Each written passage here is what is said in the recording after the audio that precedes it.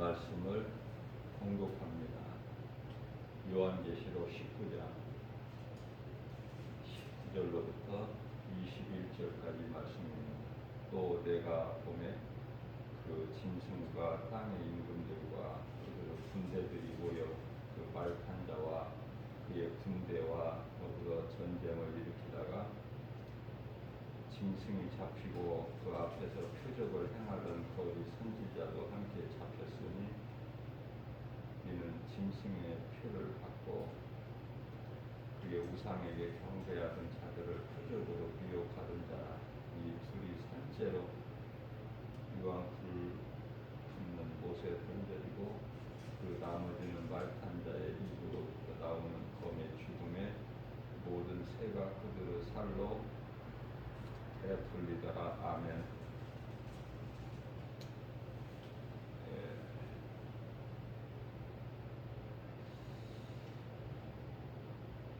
요한계시록 6장에 이제 우리 예수님께서 인을 떼실 때 첫째 인을 떼시는데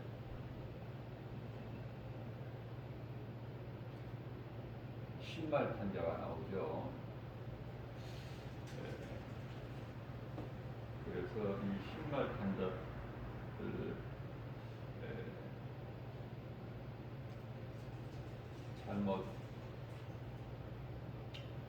잘못 이해를 하면은 예수님으로 생각할 수가 있어요. 그 인시대가 시작되면서 우리 예수님께서 인을 떼시는데 첫째 인을 떼실 때 신발탄 자가 나오고 그가 활을 가졌고 또 이기고 또 이기더라. 어떻게 보면은 그리스도시라고 생각할 수가 있죠. 또 그렇게 알고 있는 사람들이 너무 많아요. 목사들까지도 그렇게 하는 사람들이 많아. 성경을 다르게 아는 것이 참으로 중요하죠.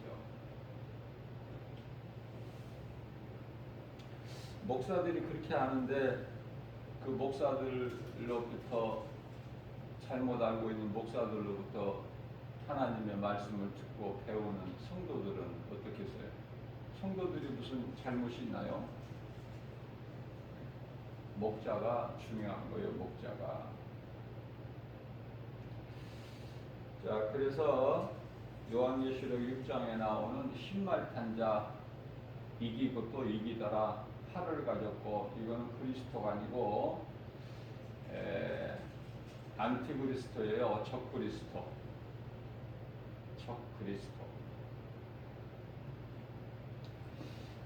우리 예수님은 오늘 본문 말씀에서 요한계시록 19장에 나오는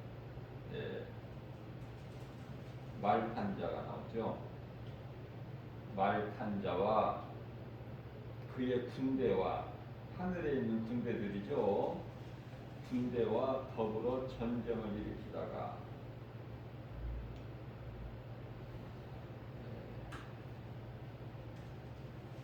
누가 말탄자와 그 군대와 더불어 전쟁을 일으켜요?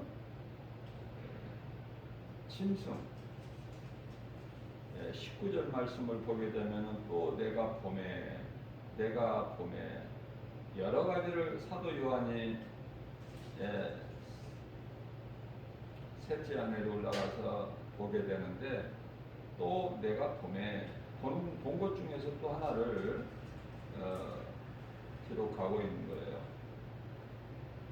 그 짐승과 땅의 임금들과 그들의 군대들이 모여서 큰 세력을 모아가지고 그리스도를 대적한다고 말이죠. 그런데 예수님을 이길 수가 있나요? 하늘의 군대들을. 하늘의 군대의 대장은 예수 그리스도신데 이길 수가 없죠. 그래서 20절 말씀을 보게 되면은 짐승이 잡히고 그 앞에서 표적을 행하던 거짓 선지자, 큰 표적을 행하면서 미혹하죠. 마태복음 24장 24절이죠. 하늘에서 불도 내리고, 자, 이러한 큰 표적을 행하던 거짓 선지자도 함께 잡혔으니, 무슨 말씀이냐면은 이해를 돕기 위해서 이 짐승이라는 것은 요한계시록 13장에서 짐승이 나와요. 요한계시록 13장.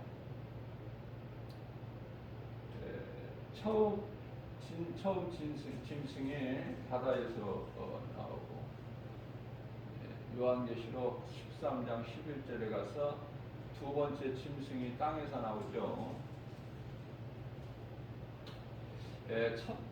첫 번째 짐승이라는 것은 제가 누누이 말씀을 전하지만은 요한계시록에 대해서 뭐 100% 완전하게 이렇게 이해하는 사람은 없어요. 그래서 요한계시록 말씀이 어려운 거예요. 그러나 가장 성경적이고 성경에 가깝게 성경적으로 이해하고 해석하고 가르치고 전하는 것이 중요하죠. 사도 요한이 셋째 하늘에 올라가서 본 것을 전체를 이 글로 표현을 하다 보니까 사실 어려운 거예요. 이게 동영상으로 본 것을 우리에게 동영상으로 보여주면 우리가 보고 이해하는 것이 쉬운데, 그런 사진은 전혀 없고 전부 하나하나를 사도 요한이 글로써 이렇게 기록을 해 놓은 것을 우리가 읽게 되기 때문에 완전하게 우리가 사도 요한이 보고 아는 것처럼 우리도 그렇게 알 수는 없어도 최대한 성경적으로 우리가 이해를 하는 것이 참으로 중요하죠. 그래서 처음 짐승이라는 것을 우리가 바르게 이해해야 되는데, 지금의 이 시대의 마지막 때에 처음 짐승이라는 것은 우리가 뭐 정확히 바르게 알 수도 없어요. 미국이 될 수도 있겠고, 또 러시아가 될 수도 있겠고, 그죠? 중국이 될 수도 있겠고, 그건 모르는 거예요. 우리가 아는 것은 세계적으로 세계를 움직이는 영향력을 가진 그러한 큰 국가가 되겠다. 다시 말하면은 전에 로마가 세계를 지배하지 않습니까? 로마가. 그래서 당시에는 로마를 뜻한 거예요.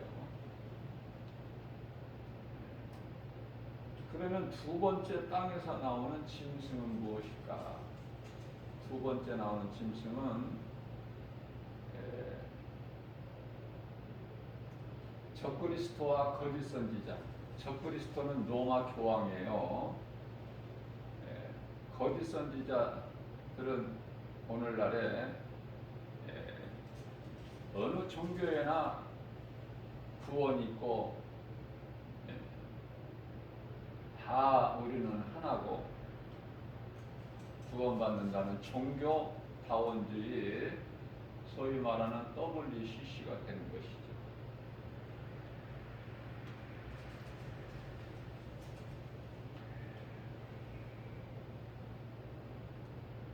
그런데 이들을 짐승이라고 말씀을 하시는데요. 그리스도와 하늘의 군대들과 더불어 전쟁을 일으키는데 전쟁의 패에서 짐승이 잡히지요. 먼저 그 앞에서 표적을 행하던 거짓 선지자도 함께 잡혔으니 짐승의 표, 이 짐승의 표도 짐승에 나오는 요한계시록 13장에서 나와요. 요한계시록 13장 15절이야 18절까지죠. 짐승의 표를 갖고 우상에게 경배하던 자들을 미혹하는 자들인데, 거짓 선지자들을 말씀하는 거예요. 미혹하는 자들인데 무엇으로 미혹을 해요? 표적을 보이지 아니하면은 미혹할 수가 없기 때문에 표적을 보이면서 미혹하던 자라, 이렇게 말씀하시죠. 자, 그렇기 때문에 우리가 깨달지를 못해서 그렇지, 이 성경을 통해서 이 말씀에서 답이 다 있다니까요. 어디 다른 데서 답을 찾을 이유가 필요가 없어요. 성경이 부족해서 다른 것을 찾습니까? 성경이면 만족해. 성경 말씀 안에 다 있어. 우리가 무지해서 깨달지를 못해서 그렇지. 자, 그래서 처음 짐승, 두 번째 짐승, 이 두 짐승이 산채로 유황불 붙는 못에 던져지고, 20절이죠. 적그리스도 거짓 선지자들이 산채로 유황불 붙는 못에 던져지고, 요한계시록 19장 20절 말씀이에요. 이런 말씀들은 중요한 것은 그냥 아주 마음에 입력이 딱 돼야 돼요. 그래서 우리가 복음 전하면서 아는 것을 전해야 되잖아요. 내가 전하는 자다, 복음 전하는 자다, 그러면은 알아야죠. 모르는 것을 어떻게 내가 전합니까? 물어보면은 뭐라고 대답할 것입니까? 그래서 내가 가르칠 수 있어야 돼. 설명할 수가 있어야 돼. 누구에게라도. 이제 모르니까 이단에게 다치지요. 이단에게 미혹돼가지고, 아, 여기가 그리스도인가 보다. 탐이단에 빠지는 거예요. 이제 신천지가 이제 다 실체가 드러났기 때문에, 코로나로 인해서 실체가 다 드러났기 때문에 이제 없어지는 줄 알았는데, 이제 뭐 이 유튜브를 통해서 신천지뿐만이 아니라 안식교도 활동을 아주 활발하게 하고 있어요. 유튜브로 잘못 들어가서 검색해서 잘못 보면은 영원히 멸망하는 거예요. 위험하죠. 영분별의 능력, 요한일서 4장 1절이죠. 영분별의 능력이 없는 어린 신앙이라면 유튜브 같은 거 가까이 하면 안 돼요. 분별을 못 하잖아. 무엇이 진리고 거짓인지를. 너무나 많이 올라져 있어, 유튜브에. 뭐 어떤 목사니 무슨 신학자니 뭐 그래가지고 조회수가요 몇천 명, 몇만 명 그래요. 그러면 사람들이 아, 이거 유명한가 보다, 뭐 대단한 거 배울 것이 있는 것인가 보다, 거기 들어갔다 잡혀버려.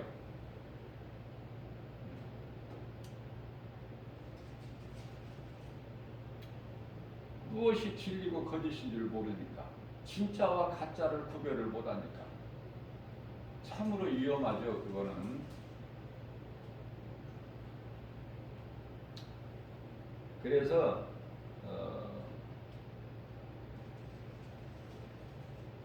산채로 유황불 붙는 못에 던져진다. 예, 마귀도 아직 사탄도 안 들어가는데 먼저 던져져 불못에. 이들은 이제 저주받은 자들이죠. 하나님의 저주하는 사탄의 자식들이야. 사탄의 후손이라고 창세기서 3장 15절에 나오죠. 예수님께서 뱀에게 이르시되 내가 너로 여자와 원수가 되게 하고 내 후손도 여자의 후손과 원수가 되게 하리니 여자의 후손은 내 머리를 상하게 할 것이나 내 후손은 그의 발꿈치를 상하게 할 것이다. 이게 이제 복음의 시작인데요. 원시복음.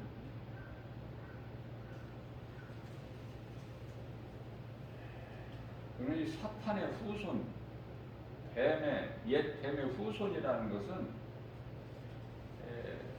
뱀 새끼들을 얘기하는 거잖아요. 마태복음 23장 33절에서 예수님께서 말씀하신 뱀들아, 복사의 새끼들아, 누가 너희 앞에 임할진 너를 피하라고 가르치더냐. 그렇게 말씀하시죠, 우리 예수님께서.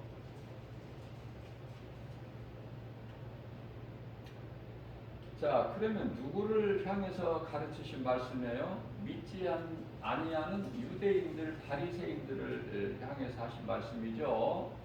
그렇기 때문에 답이 다 하나님 말씀에 있어요.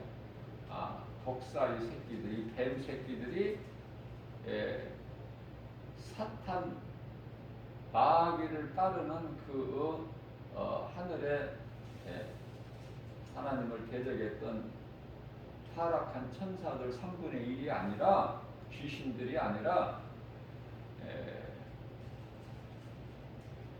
사람은 사람인데 짐승으로 사는, 그래서 하나님이 보시기에 짐승이 되는 그러한 거짓으로 미혹하는 자들, 적그리스도 거짓 선지자들을 말씀하고 있는 거예요. 적그리스도 거짓 선지자들. 그렇기 때문에 진리가 아닌, 복음이 아닌 다른 복음을 가르치고 전하는 자는 저주를 받을지어다. 갈라디아서 1장 8절과 9절에서 말씀하고 있죠. 이들을 가르치셔서 말씀하시는 거예요.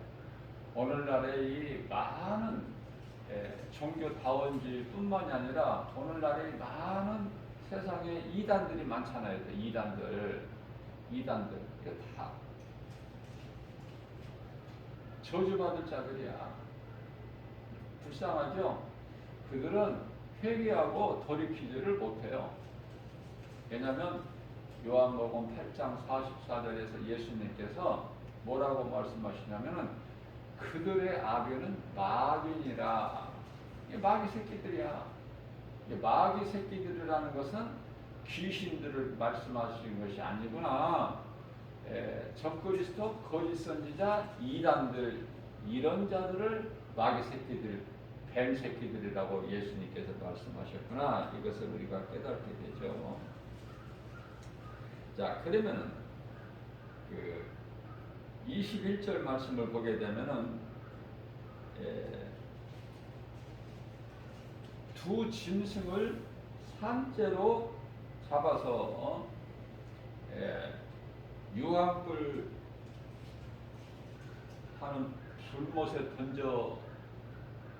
던져지고, 이제 21절 말씀을 보게 되면은 그 나머지는 말탄자의 입으로부터 나오는, 말탄자는 여기 19장에 나오는 말탄자는 예수 그리스도라고 제가 그랬죠. 예수 그리스도, 말탄자, 예수 그리스도 입으로부터 나오는 검의 죽음의 입으로 나오는, 예수님의 입으로 나오는 검, 이거는 성령의 검이고 복음의 능력이고 말씀이죠. 예, 검의 죽음에 입으로부터 나오는 날쌘 검에 죽는 거야. 날쌘 검. 히브리서 4장 12절 말씀이죠. 하나님의 말씀은 살아있고 운동력 있어 좌우 날쌘 어떤 검보다도 예리하여 혼과 영과 관절 및 골수를 찔러 쪼이게 하시며 우리의 생각과 마음을 지키시고 감찰하신다. 모든 걸 꿰뚫어 보시는 거예요. 하나님은 동시에 순간적으로 온 인류를 다 보고 계시는 거예요. 우리의 머리카락까지 세심받으신 예수님이시죠. 우리의 머리카락까지 세심받으신다 우리 예수님은. 그렇기 때문에 예수님 앞에 우리가 무엇을 숨기고 무엇을 감추고 그럴 수 있나요? 그렇죠? 마태복음 10장 30절 말씀을 보면은 나는 너희에게는 머리털까지 다 세고 있느니라. 거짓말을 못해. 숨지도 못하고 심판을 피하지도 못하고.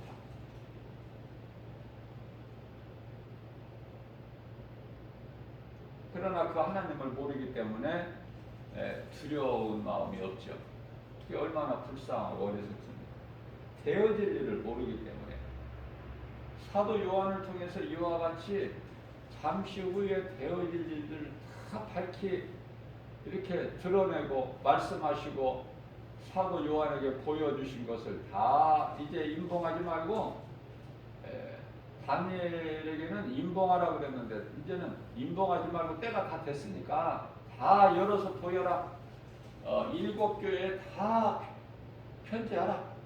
알리라는 거 이제 때가 다 됐으니까 7교회는 오늘날의 모든 교회를 말씀하고 있는 거예요. 오늘날의 7교회로 다 지금 말씀하고 있는데 그 7교회에 다 해당하는 거야 지금. 그러면은 교회가 지금 어느 교회에 속해져 있는지 필라델비아 교회나 서머나 교회에 속해 있는 교회인지 아니면은 하나님께서 책망만 하시는 그러한 교회에 우상 섬기는 거짓된 것들이 있는 두아디라나 버가모나 그죠? 이런 교회에 속해 있지는 않았는지 금방 드러나는 거예요.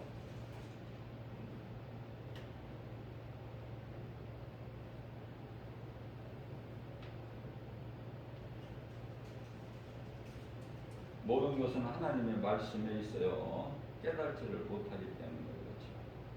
자, 그런데요. 하나님의 입으로부터 나오는 검, 말씀이죠. 에베소서 6장 17절 말씀을 보면 성령의 검, 그죠?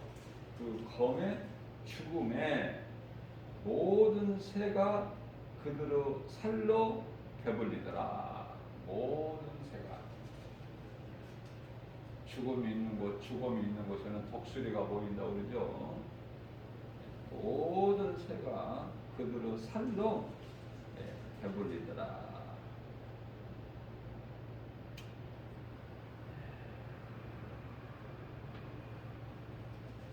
말을 탔다, 흰말을 탔다고 해서 그리스도가 아니다. 저 그리스도가 그리스도 흉내를 내는 것이다. 그리고 또 우리가 쉽게 알 수 있는 것은 그리스도는 활을 가지신 것이 아니라 검을 가지신 거예요. 검. 그 검을 어떤 검을 가지신 것이 아니라 예수님이 검이야. 예수님 입으로부터 나오는 말씀이 마귀를 멸하는 그 검이 된다는 것이죠. 말씀 능력이 어떤 다른 무슨 우리가 생각하고 있는 이런 세상적인 어떤 무기가 아니라, 그죠?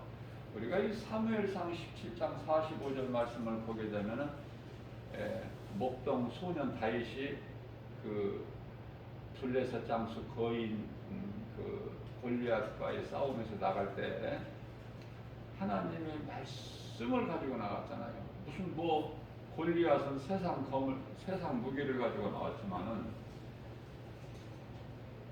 창과 단창, 검 이런 것으로 나왔지만 목동 소년 다윗은 그런 거 없어요. 만군의 여호와의 이름. 그게 승리하죠. 한 방에 죽여버리죠. 그 검을 뜻하는 거예요. 근데 우리가 이기고 또 이기더라. 여기에 이제 잘못 이해를 하고 그리스도시구나. 이긴다고 해서 그리스도가 아니에요. 그리스도는 검을 가지셨고 마귀는 이기는 것 같지만 결과를 봐야 돼. 결과를. 하나님 말씀 앞에 다 엎드려지는 거예요. 야고보서 4장 7절입니다. 너희는 하나님 말씀에 복종하고 마귀를 대적하라. 그리하면 그 마귀가 너희를 피하리라.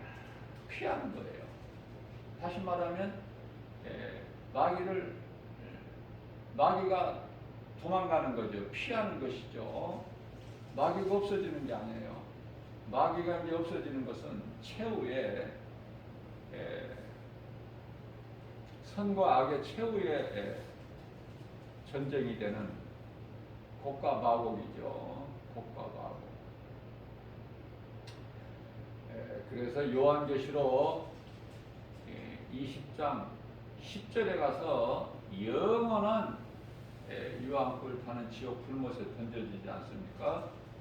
그때 이 사탄 이놈을 잡아서 집어넣을 때 보니까 사도 요한이 보니까 그 속에 적그리스도 거짓 선지자들이 이미 있는 거예요. 요한계시록 19장에 20절에 가서 산채로 그곳에 던져 넣으셨잖아요. 그렇죠? 그러나 이제 그들은 다시 이제 나와야 돼. 둘째 부활이야. 둘째 사망에 이르기 영원한 지옥 불못에 심판을 받고 들어가야 된다니까요. 그게 이제 요한계시록 20장에 11절, 12절 나오는 백보자, 시고 큰 백보자 앞에 서서 그 심판을 받고 영원한 지옥 불못에 던져지게 되는 것이죠. 요한계시록 20장 7절을 보면은 천년이 참에 사탄이 그 옥에서 놓여 천년 동안만 가두시다가 천년이 차면 잠시 풀어놓으신 거예요. 왜냐하면 사탄을 통해서 구별하시는 거야, 하나님께서는. 그래서 사탄을 다 권세를 깨뜨리셨지만은 사탄의 활동을 허용하시는 거예요. 마태복음 4장 10절에서 말씀으로 물리치시는데 그들을 멸하신 것이 아니라 사탄을 멸하신 것이 아니라 말씀의 능력 앞에 성령의 검 앞에 사탄이 피하는 거예요. 물러가는 거예요. 떠나가는 거예요. 예수님께로부터. 사탄이 떠나고 물러가고 하늘의 천사들이 예수님을 수종들더라. 그렇게 말씀하고 있죠. 사탄의 활동을 허용하시는 거예요. 이 귀신들의 활동을 허용하신다. 언제까지? 한시적으로 예수님 지상재림하실 때까지. 그래서 이제 천년이 차면 잠깐 이제 풀어놓으실 때 사탄 이놈이 곡과 마곡을 미혹해가지고 또 하나님의 나라를 데려가죠. 왜냐하면 지가 이제 계속해서 이 세상에 임금이 되려고. 요한복음 12장 31절이죠. 세상 임금으로 다스리려고. 그런데 세상 임금은 쫓겨나리라 했잖아요. 쫓겨나는 거예요. 세상 임금은 마귀죠. 요한일서 5장 19절 아닙니까? 쫓겨나리라. 우리가 이 적을 알고 싸우면은 백전백승이나 이길 수밖에 없어요. 몰라서 지는 거예요. 몰라서. 그렇기 때문에 우리가 안다는 것은 하나님의 지식인데요, 뜻인데 성경을 관심을 가지고 공부하지 않으면은 성경이 어렵기만 하고 알 수도 없죠. 그리고 마귀를 대적할 수도 없고 물리칠 수도 없고 승리할 수도 없다. 자, 그렇기 때문에 하나님의 지식을 아는, 그리고 하나님 말씀을 배우는 자는 참으로 복이 있죠. 그래서 교회에서는 원론적인 이 설교보다는 지금 마지막 때잖아요. 그죠? 그래서 설교가 복음을 가르치는 설교가 돼야 돼요. 가르치는 교회. 성도들이 알 수 있도록. 왜냐하면은 일상생활 속에서 이 생업이 바쁘기 때문에 따로 하나님의 말씀을 배울 수 있는, 다 삶의 현장에서 일하기 바쁘잖아요. 사업이나 직장에서. 또 학생들은 또 학교에서. 그래서 따로 시간을 내서 공부하기가 참 어렵죠. 그래서 교회에서 예배를 통해서 하나님 말씀 가르치는 설교가 참으로 중요하다. 저는 개인적으로 그걸 깨달았기 때문에 심히 마지막 때를 살고 있는 오늘날에 있어서 설교를, 복음을 가르치는 설교를 하고 있어요. 예수님께서 기뻐하셔요. 너는 왜 설교를 그렇게 가르치는 설교를 하느냐? 예수님께서 그렇게 하시지 아니하시고 기뻐하시는 거예요. 양떼들이 나를 바르게 알 수 있도록 네가 내 말을 가르치는 것이구나. 기뻐하시죠. 하나님께서 기뻐하신 뜻을 우리는 행해야 되는 거예요. 이제 지금까지 살아왔던 교회 시대나 성령 시대, 지금 그 시대가 아니라 이제는 끝나는 시대이기 때문에 더 강력하게 이 복음의 메시지를 목회자들은 전해야 되고 가르쳐야 되고 선포를 해야 되고, 성도들이 듣고 회개하고 더 정신을 차리고 더 진리를 알고 거짓을 분별할 수 있는 이런 능력을 가질 수 있도록 그 책임이 목회자들에게 있죠.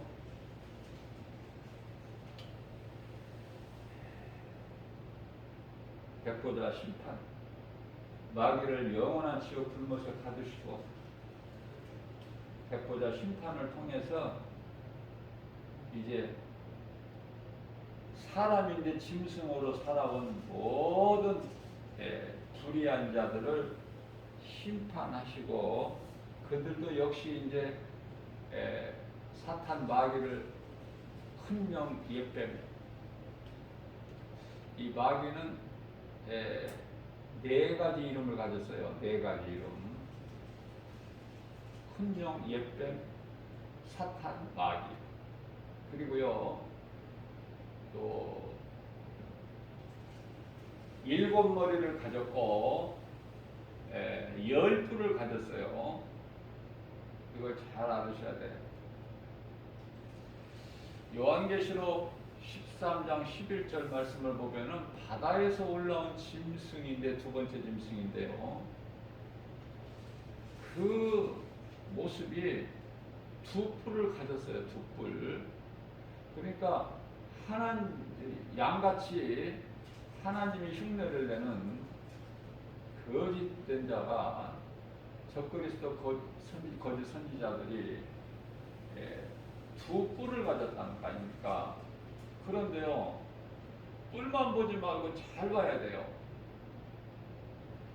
두 뿔을 가진 이 짐승이 땅에서 올라오는데 그 입에서 나오는 말이 용의 말을 하더라. 성경을 좀 자세히 볼 필요가 있죠. 그 입에서 나오는 말이 용의 말을 하더라. 그죠?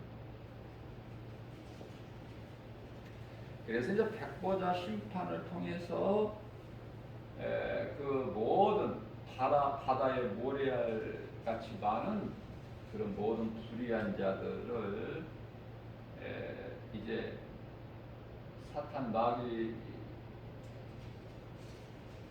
들어간 그것들을 던져놓은 그 영원한 유황 불못 지옥에 던져버리시게 되죠.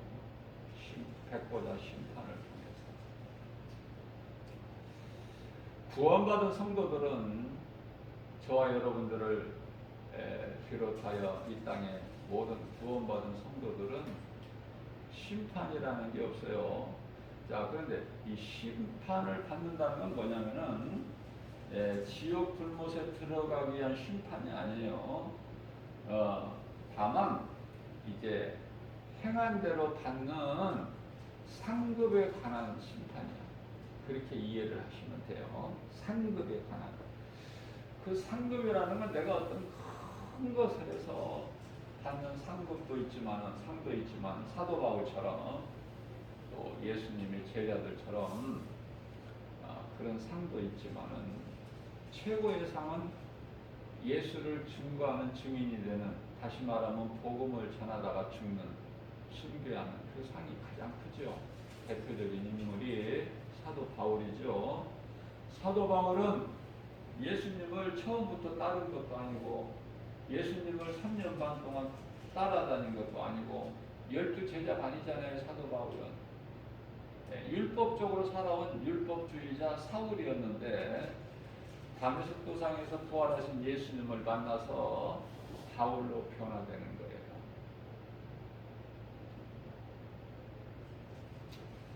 신약 성경 13권을 기록한 사도 바울. 히브리서는 지금 누가 기록을 했는지 알 수가 없지만은 사도 바울 아니면은 그렇게 장황하게 기록할 수가 없다고 생각해요. 그래서 저는 개인적으로 히브리서도 사도 바울이 기록한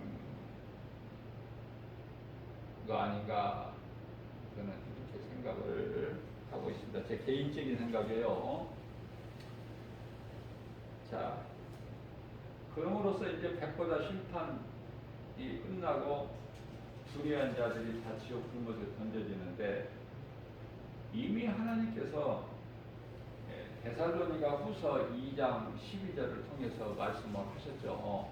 이 불의한 자들이 되어질 것을, 결과를. 진리를 믿지 않고 불의를 좋아하고 행하는 자들은 지옥 불못에 들어간다고 말씀을 하셨고 그 말씀을 이루신 거 아닙니까? 그러고 난 다음에는 이제 요한계시록 21장이 펼쳐지게 되는 거예요. 22장까지. 그러면 21장에서는 1절 말씀을 보게 되면은 새하늘과 새 땅. 그러니까 처음 하늘과 처음 땅, 바다 이런 것이 없어.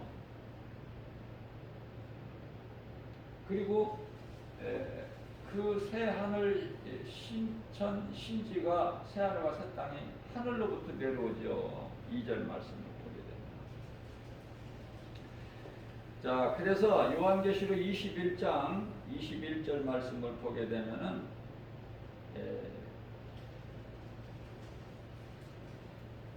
그 성문이 12개로 되어 있는데 동서남북 각각 3개의 문으로 12개로 되어 있는데 진주문이야. 진주도 이런 세상의 진주가 아니야. 그냥 통으로, 문 자체가 통으로 진주문으로 되어 있어. 우리는 그곳에 다 들어갈 자니까 세상 거 연연하지 말라는 거야.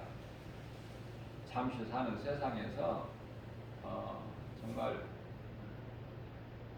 예수님을 발견하고 그 예수님을 내 것으로 소유하는 것이 가장 크다고 그랬죠.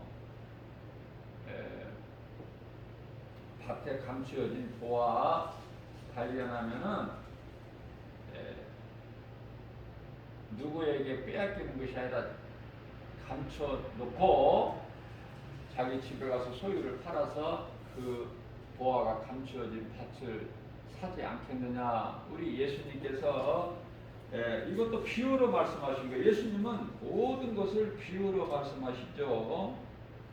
마태복음 10장 44절, 13장 44절 아닙니까?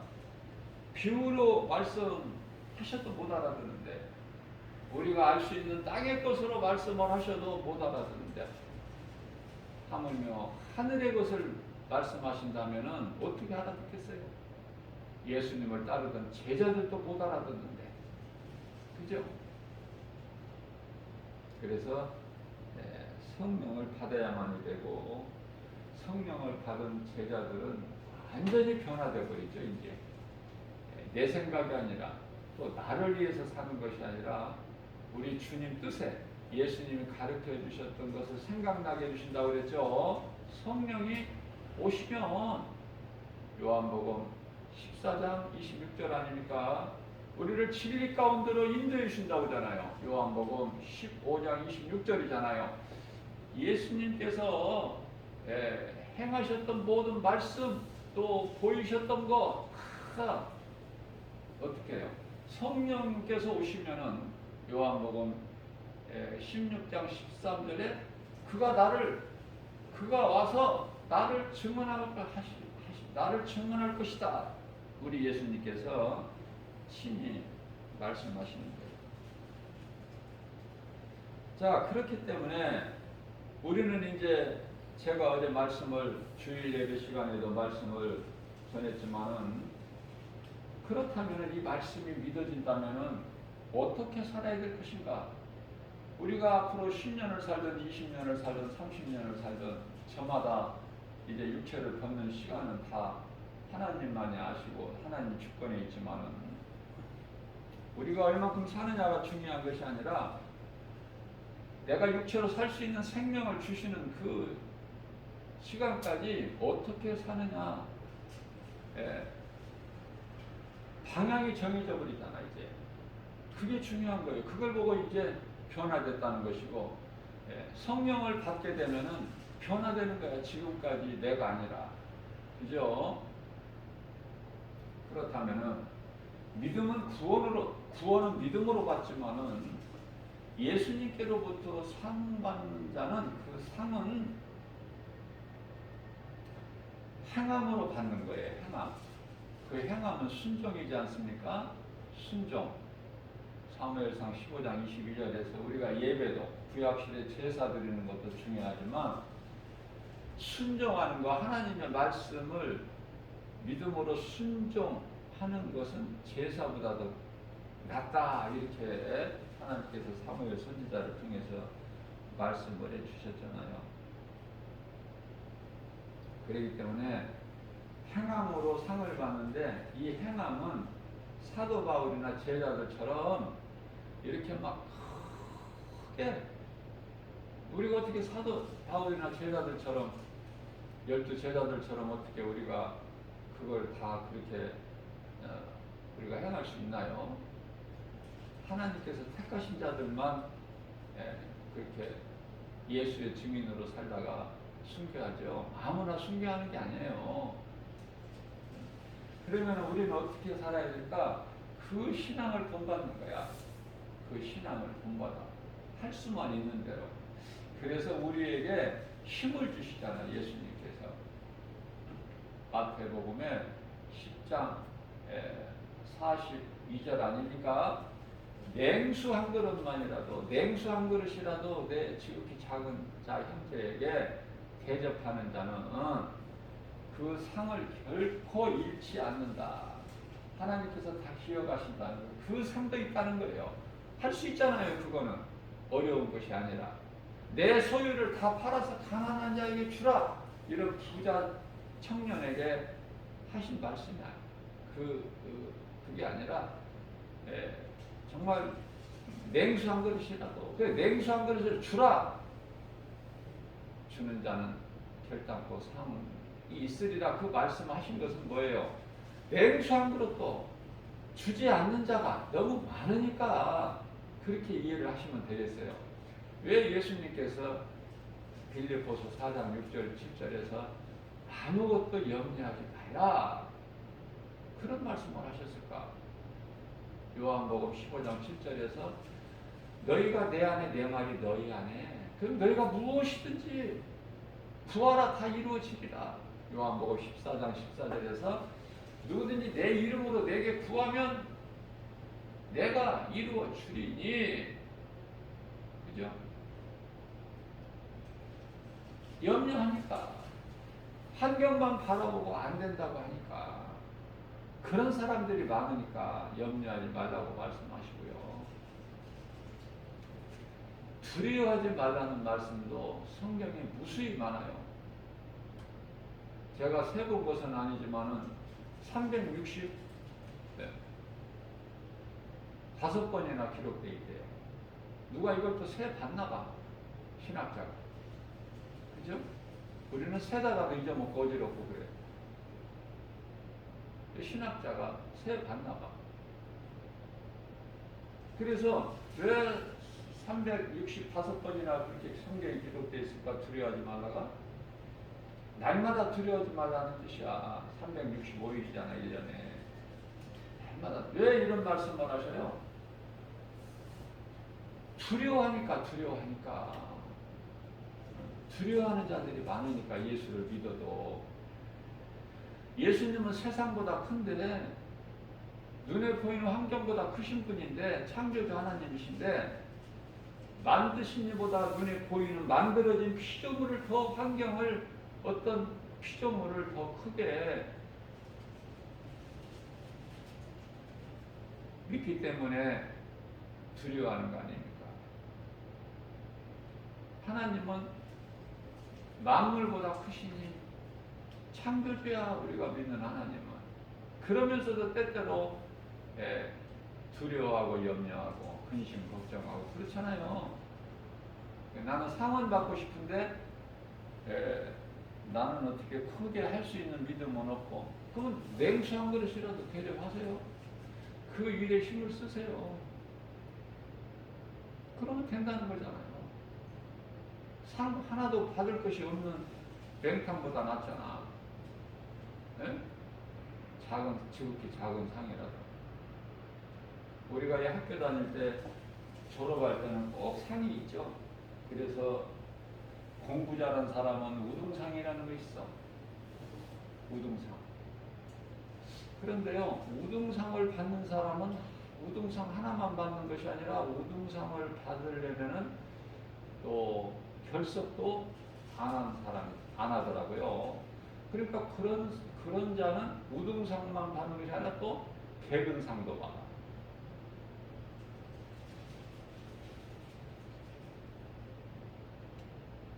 어떻게든지 상을 주려고. 그래서 학교에서도 어떻게든지 상을 주려고. 그래서 무슨 뭐 장려상이니 무슨 뭐 상들이 이렇게 많아. 상들이 많지만은 하나도 못 받고 그저 졸업할 때 졸업장만 받고 나오는 사람들이 거의 대부분이잖아요. 상 받는 거 얼마나 좋아. 그럼 상은 아무나 받느냐? 학교 생활을 통해서 좀 남보다 좀 나아야지. 뭔가가 좀. 그래서 한 번도 결석 안 하는 것이 개근상이 있다면 또 정근상이라는 것도 있어. 부득이해서 3번까지만 봐주는. 그래서 3회 이상 학교 생활 몇 년 동안 하면서 3회 이상 결석하지 않는 자는 개근상도 좀 그것도 못 받아. 그러면 이것도 저것도 아무것도 한 것이 없어. 공부도 못했고 3번 이상 빠졌고 어떤 상도 해당이 없어. 상 받는 자에게 박수만 쳐줘야 돼. 구경꾼이야 그게. 우리 예수님은 구경꾼 되지 말고 저와 여러분들에게 주인공이 되라는 말씀 아닙니까? 요한계시록 20장 15절 말씀이죠.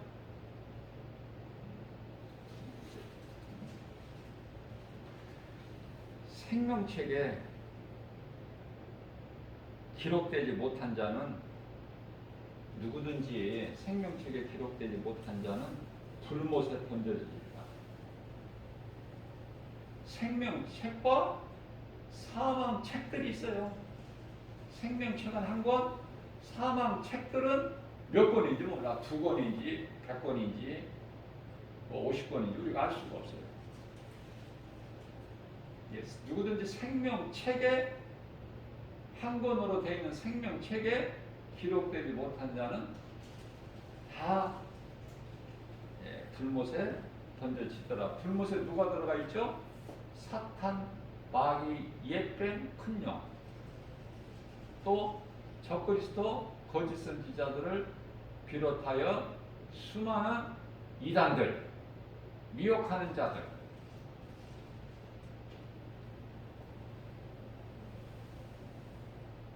제가 어제 주일 예배 시간에 말씀 전하면서 예수님 다시 오실 그 때를 이제 성경적으로 제가 증거를 했잖아요. 그런데요, 뭐 다 지난 일이지만 1998년 10월 28일 날 온다고 예언했던 그 담이 선교회라는 담이 선교예요.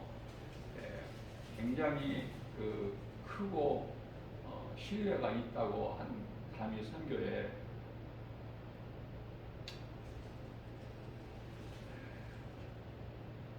거기에서 이해하는 것이 안 맞았잖아. 안 오셨잖아 그때. 그죠? 난리 났었어.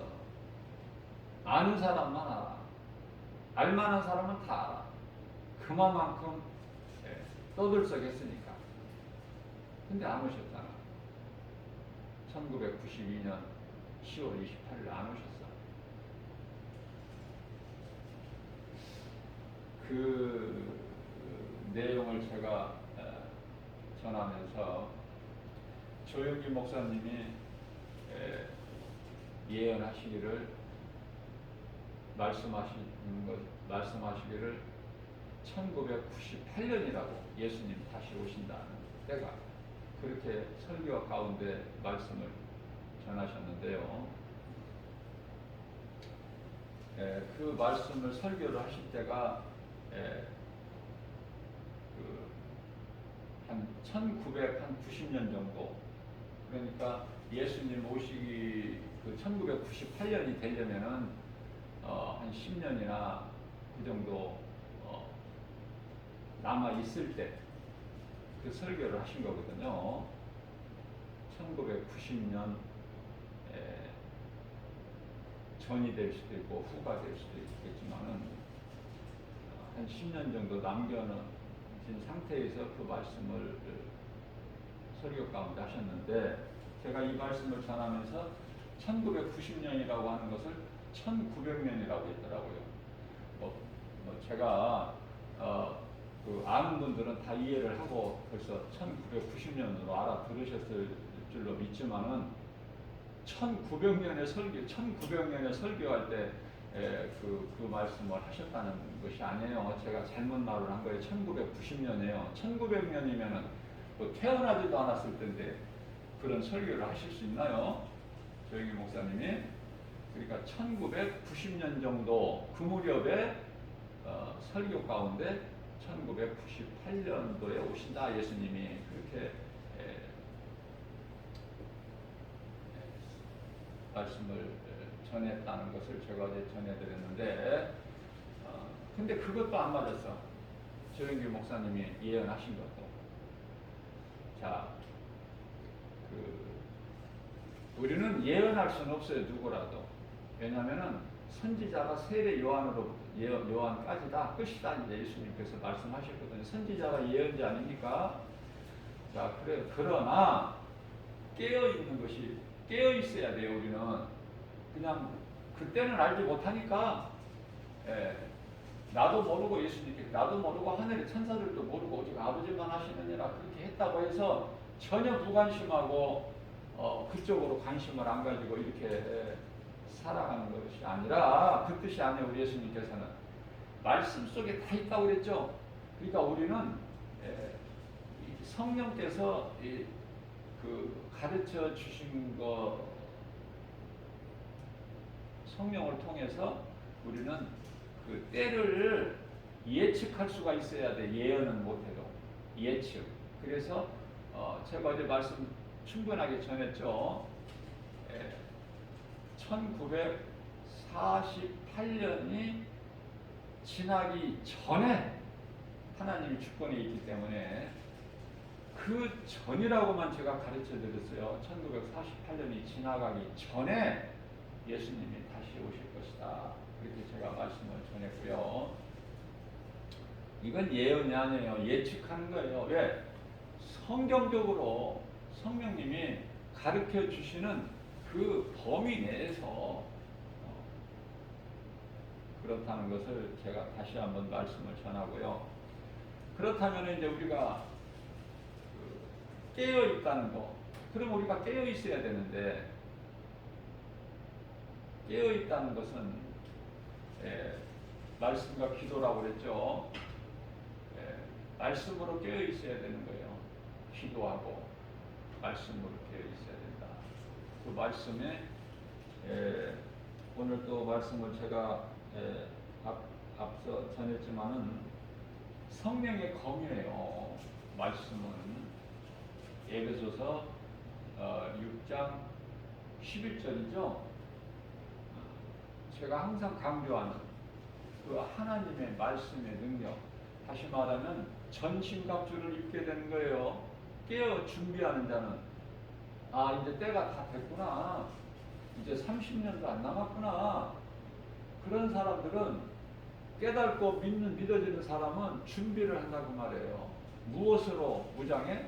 말씀의 능력으로 전신갑주를 입고 뿐만 아니라 에베소서 6장 17절에서 말씀하고 있는 성령의 검으로 깨어있는 거예요. 무엇이죠? 성령의 검이? 하나님의 말씀. 하나님의 말씀으로 깨어있는 것이구나. 또 말씀으로 깨어있다는 것은 야고보서 4장 7절에서 하나님 말씀에 복종하고 마귀를 대적하라. 무엇으로? 말씀으로. 그러면은 마귀가 너희를 피하리라. 그 말씀이 믿어지는 사람은 하나님의 말씀으로 깨어있는 것이죠. 그러니까 하나님의 말씀을 늘 내 속에 두고 묵상하고, 그죠? 주야로 그게 복 있는 사람이야. 다윗이 이미 체험하고 증거했잖아요. 복 있는 사람, 하나님 말씀을 주야로 묵상하는 자. 그리고 기도인데요. 기도 많이 하라고 예수님 안 그러셨어요. 제가 성경을 많이 읽지는 못했지만은 그런 말씀이 없더라고. 너희는 기도를 많이 해라, 오래 해라, 길게 해라, 이런 말씀이 없었어요. 기도는 길게 안 해도 돼요. 기도 길게 하다가 그냥 귀신에게 잡혀버려. 기도를 길게 하기 위해서는 방언 기도해야 돼요. 그 방언기도 제가 위험하다고 그랬죠.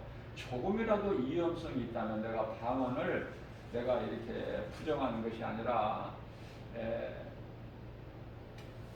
대부분의 방언이 이게 비성경적이야. 비성경적. 믿을 수가 없어. 왜?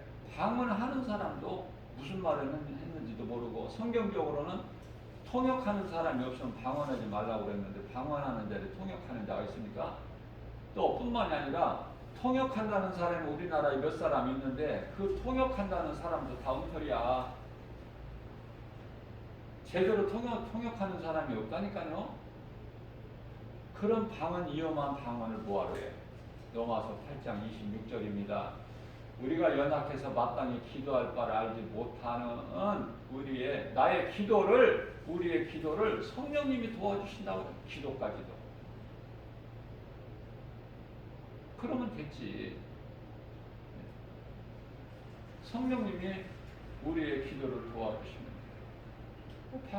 방언으로 기도할 필요가 있어요. 신령하게 보이려고 신령하게 믿음이 뭐 대단한 것처럼 보이려고 누구에게 보여?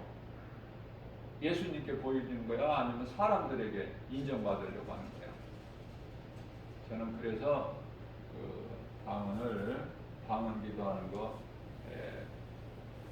바람직하지가 못하고 위험성이 조금이라도 있으면 안 해야 되죠. 자, 우리가 이 물 한 컵을 마실 때 정말 미세하게 독극물이 물이 다 나쁘다는 것이 아니라 나쁜 썩은 몸에 해로운 그런 그 독극물이 있는 물이 아니라 그 물 한 컵 속에 지극히 작은 정말 미세한 0.0 몇 프로라도 독극물이 들어있다면 먹는 게 좋아? 안 먹는 게 좋아? 안 먹는 것이 안전하잖아요. 제가 그 말씀을 전하는 거예요. 다시 말씀드립니다. 고린도전서 14장 19절 말씀을 보게 되면은 어떤 말씀이 기록됐냐면요. 가르치기 위하여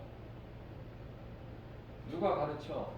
이웃을 사랑하는 자가 가르치기 위하여 복음을 가르치는 거야. 세상 지식을 가르치는 것이 아니라 가르치기 위하여 깨달은 마음으로. 어떻게 깨달아요? 성령께서 감동 주셔야 깨달아. 깨달은 마음으로 5마디 말하는 자가 1만 마디 방언으로 기도하는 자보다, 방언으로 말하는 자보다 더 나으니, 이렇게 말씀하셨어요. 예수님께서 사도 바울을 통해서. 그래서 이 고린도 교회에서 일찍이 고린도 전서가 약 주후 55년경에 기록이 됐는데요. 사도 바울이 예수님을 만나서 유대교에서 기독교로 개종된 지가 35년이에요. 그러니까 55년에 비로소 20년 지나고 나서 55년도에 기록한 거예요. 당시 고린도 교회가 정말 혼란스럽고 어순하고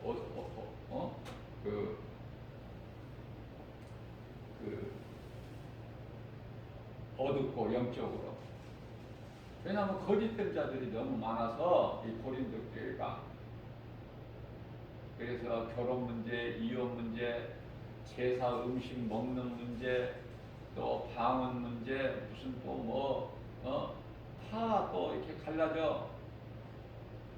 나는 뭐 베드로 파다, 나는 뭐 바울 파다, 나는 뭐 예수 파다, 뭐 별의별. 그래서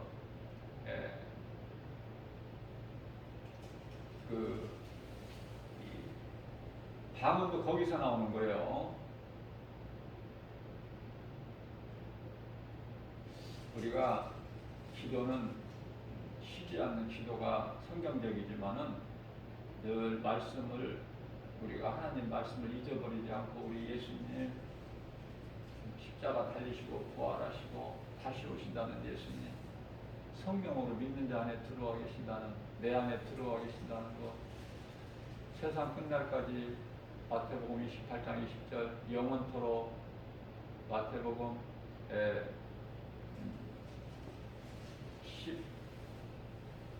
16장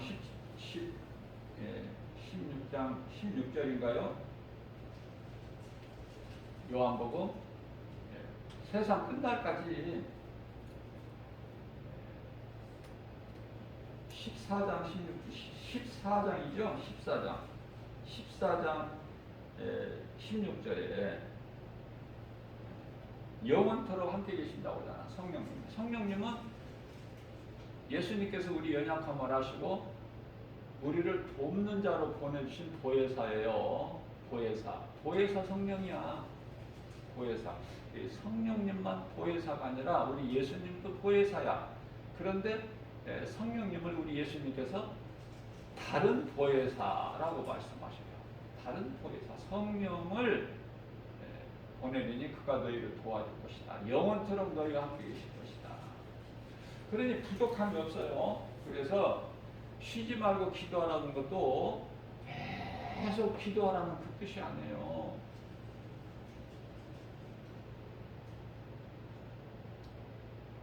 하나님을 잊지 말라는 거야. 쉬지 않는 기도가. 그게 말씀 묵상하는 것이죠. 기도가 말씀에서 나와야 돼요. 기도가, 우리 하는 기도를 누가 들으셔요? 우리가 누구에게 기도해요? 예수님께.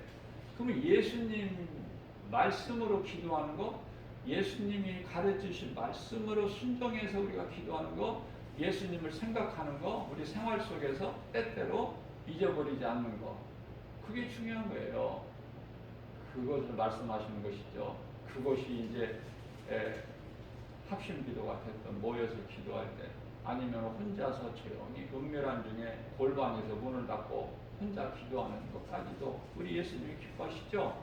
그 대표적인 기도 내용은 누가복음 18장 13절에서 세리의 기도 아닙니까? 예수님께서 기뻐하시잖아요. 바리새인들 기도가 아니라 거창하게, 길게, 오래, 그리고 중언부언, 한 말 또 하고 하면, 아니 길게 하려고 하니까 길게 해야 좀 기도가 좀 잘하는 것 같은데, 길게 하려고 하니까 한 말 또 하고, 중언부언이죠. 중언부언. 마태복음 6장 6절 7절 아닙니까? 너희는 바리새인과 같이 길게 하지 마라. 기도. 그들은 길게 해야 하나님이 받으시는 줄로 아느니라. 너희는 그렇게 하지 마라. 우리가 아버지, 하나님 아버지 안 해도 그게 기도야. 하나님과 나와의 뭐예요? 내가 하나님께 구하는 거야. 아버지. 그러면 하나님 알아들으시지. 내가 구구절절 뭐 고주할 내주할 다 이렇게 막 1시간 2시간 막, 어떤 사람은 3시간씩 이렇게 해야 되나요? 저는 그렇게 생각 안 해요. 성경적으로 보면 우리 예수님 기뻐하시는 것은 예수님을 잊어버리지 않고 내 마음속에 모시고, 예수님이 나에게 하셨던 성경에 기록되어 있는 말씀을 내 속에 두고 그 말씀을 때때로 생각하고 묵상하면서, 그 복 있는 사람 아닙니까? 그래서 헛된 것 구하지 말고 우리가 남은 인생을 살면서 이러한 하나님 진리의 말씀, 이 말씀이 깨달아지고 믿어진다면은 결국은 하나님 사랑과 이웃 사랑이에요. 정말 하나님을 예배할 때 하나님을 사랑한다는 게 뭐예요? 예배 아닙니까? 그래서 사람은 하나님을 예배하는 모습이 가장 아름다운 모습이에요. 얼마나 하나님 기뻐하시는 요한복음 4장 23절에서 하나님 예배하는 자를 찾으신다고 하시겠어요? 기뻐하셔서. 누가 나를 예배하는지. 그런데 여기서 중요한 것은 몸으로 하는 예배 돼서는 안 돼. 그게 가인 제사야. 가인이 드리는 제사. 아벨의 제사가 돼야 돼요. 아벨의 제사가 가인이 드린 제사하고 다른 점이 뭐예요?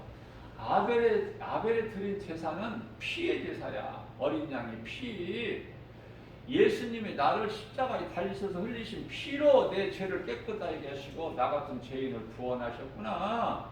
영원한 생명을 주신 나의 생명 되신 예수님, 이거란 말이에요. 이 믿음으로 드려야 된다는 거예요. 다른 것으로 드리는 거 예수님께서 안 받으셔요. 육체로 썩어질 육체로만 예배 드리는 거 안 받으신 내 마음이 예수님께로 가야 돼.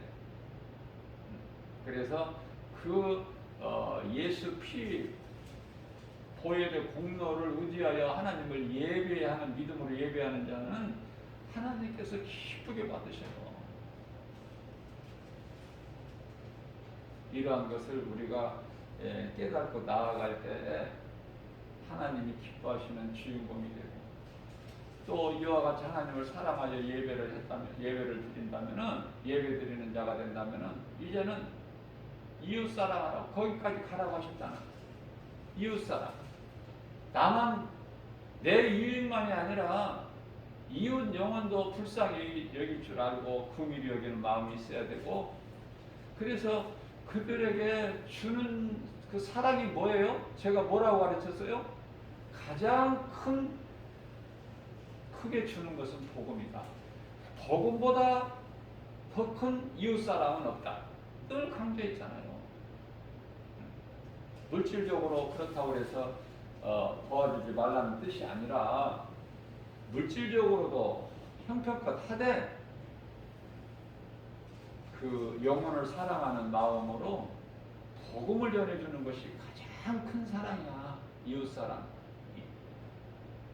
그래서 하나님 사랑과 이웃사랑을 몸소 실천하는, 냉수 한 그릇이라도 형제에게, 지극히 작은 자에게 대접하는 자는 그 상을 결코 잃지 아니하리라. 우리 예수님 말씀이잖아요.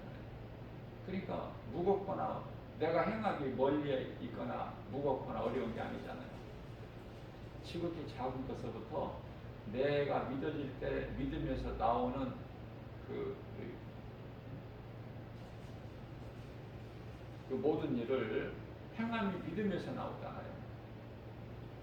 그래서 하나님을 기쁘시게 하고, 하나님이 주시는 이기는 자, 승리하는 자에게, 믿음으로 승리하는 자에게, 믿음으로 환경을 이기고 나아가는 자에게, 고난을 참고 견디고 이겨내는 자에게 주시는 모든 복과 평안, 그 속에 행복이 있고, 예수님 안에, 예수님 그 말씀에 순종할 때 기쁨과 평안이 거기에 있는 거예요. 거기에.